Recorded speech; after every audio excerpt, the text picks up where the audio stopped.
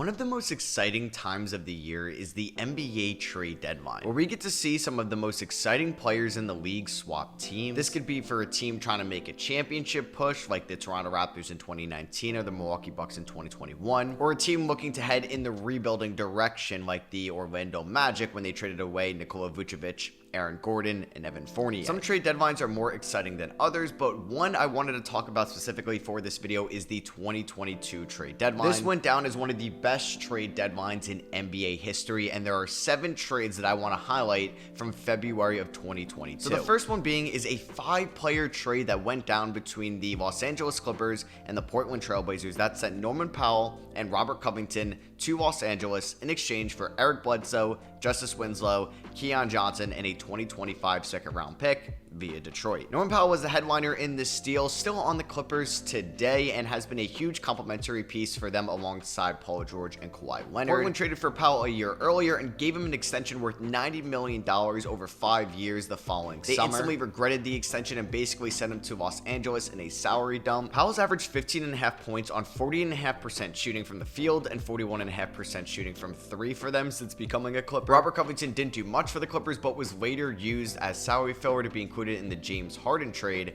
back in November. As for Portland, like I said before, since it was a salary dump, they didn't get much in return. Bledsoe never played a single minute for the Blazers. Justice Winslow averaged 40% from the field in 40 games and is no longer on the team. Keon Johnson was included in the Yusuf Nurkic, DeAndre Ayton trade in the 2023 offseason. Portland did get Detroit's 2025 second rounder in this deal, so that does look pretty promising towards next year's draft if the Pistons are still one of the worst teams in the league. The next trade I want to highlight is one that went down 3 days later that was an in-division trade. This deal sent Karis LeVert and a 2022 second-round pick that ended up being Luke Travers to the Cleveland Cavaliers for Ricky Rubio, a future first-round pick that ended up being Ben Shepherd, a future second-round pick that ended up being Andrew Nembhard, and a future 2027 second-rounder to the Indiana Pacers. This was a solid trade for both sides, as this was a Cleveland team before Donovan Mitchell that was desperately looking for some secondary shot creation next to Darius Garland. LeVert has been good, but not great for the Cavs. He's averaged around 13.5 points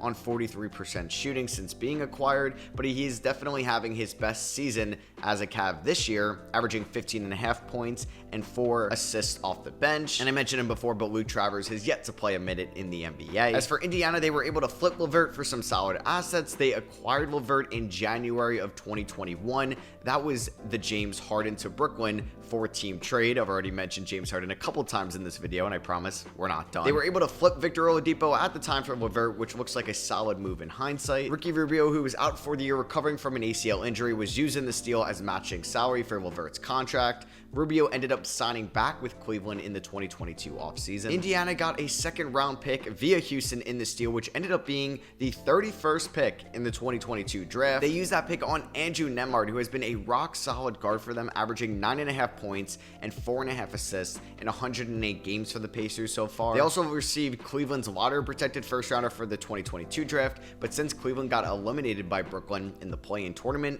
that pick moved to the 2023 draft at pick 26. And Indiana used it on sharpshooting Belmont wing Ben Shepherd, who hasn't played too much in his rookie season so far. The third trade I'm going to mention is definitely the biggest so far. This deal involved 7 players and 2 draft picks. It was between the Pelicans and the Blazers. Portland sent CJ McCollum, Larry Nance Jr., and Tony Snell to the New Orleans Pelicans in exchange for Josh Hart, Nickeil Alexander-Walker, Thomas Satoransky, and D.D. Louzada. They also received a 2022 protected first-round pick that was protected from 5 to 14. It did end up at pick 8, so Portland receives a top 4 protected Bucks first-rounder in 2025. But Portland did trade away that first to Detroit for Jeremy Grant, and they also received second-rounders in 2026 and 2027 from the Pelicans in this deal. McCollum, obviously the headliner in this deal, spent 8.5 years in Portland before getting traded. The Blazers finally realized that their ceiling with Damian Lillard and CJ McCollum in their backcourt together, so they were looking to shed some cap for the 2022 free agency. McCollum has played in 133 games for the Pelicans, averaging a robust 21.5 points per game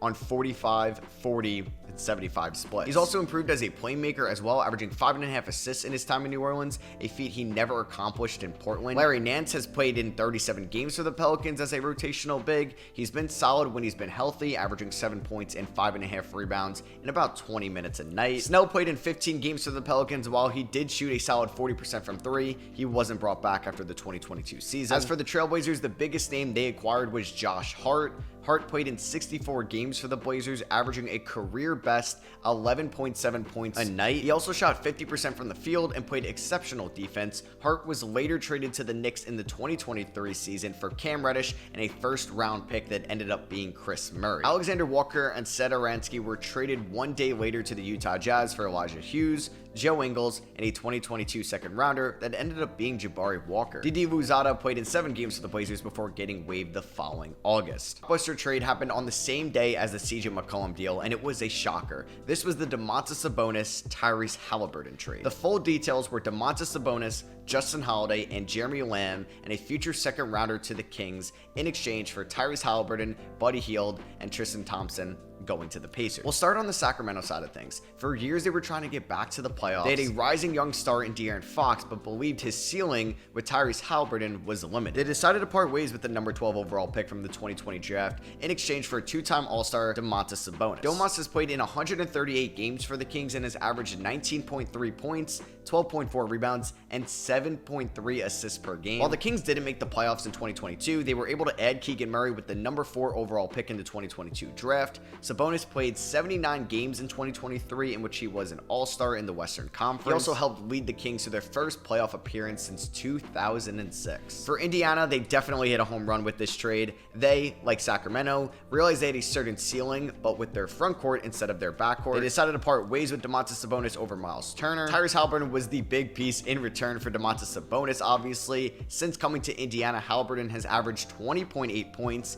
8.7 assists, and 3.7 rebounds in 116 games. His shooting splits are 49% from the field, 40% from 3, and 86% from the line. Haliburton is also leading the NBA in assists in 2024 with 12.6 a night and is a all-star starter for the Eastern Conference. Indiana also received Buddy Hield in this trade, which has been a great pickup for them as a specialist shooter. Hield has taken over 1,200 threes for the Pacers and has knocked down 496 of them at a 40% clip. It's funny looking back on this trade because at one point both these all-stars were rumored to headline a Ben Simmons package, but both of these teams were very lucky they didn't pull the trigger on that trade. Can't say the same about a team we'll get into it later in this video. The fifth trade I'm going to talk about is not as major of a trade, but is a fairly notable one. In the 2020 draft, the Phoenix Suns passed up on Tyrese Haliburton to select the big man out of Maryland, Jalen Smith. About 15 months later, after averaging 4.1 points across 56 games, the Suns traded Smith to Indiana along with a second rounder for Torrey Craig and a second round pick. Craig played 70 games across 1.5 seasons for the Suns and was a solid bench piece. But I wanted to mention this trade for the Jalen Smith piece. Since getting traded to Indiana, he's turned his career around. In 123 games for the Pacers in about 2 seasons, he's averaged 10.5 points and 6 rebounds a night, while also shooting 52% from the field. This was a nice buy low move for the Pacers that's paying dividends in 2024. Now, who knew how big this next trade was going to work out for the Boston Celtics? On February 10, 2022, the Celtics traded Romeo Langford, Josh Richardson, and a 2022 first-round pick that ended up being Blake Wesley and a 2028 first-round pick to the San Antonio Spurs in exchange for a quality role player by the name of Derrick White. Quality role player no more, as Derrick White is currently one of the best guards in the Eastern Conference. Not the flashiest scorer in the world, but there's a reason why all the basketball gurus love him so much. He's improved every single year being on the Celtics, and in 2024 he's averaging 15.5 points, 4.5 assists, and 4 rebounds a night while shooting 46% from the field, 40% from 3, and 90% from the line. He's also averaging over a steal and block a night as one of the better guard defenders in the NBA. He's the ultimate glue guy, and Boston would have given up 4 first-round picks if they knew he'd turn into this. As for San Antonio, Langford and Richardson are no longer with the team,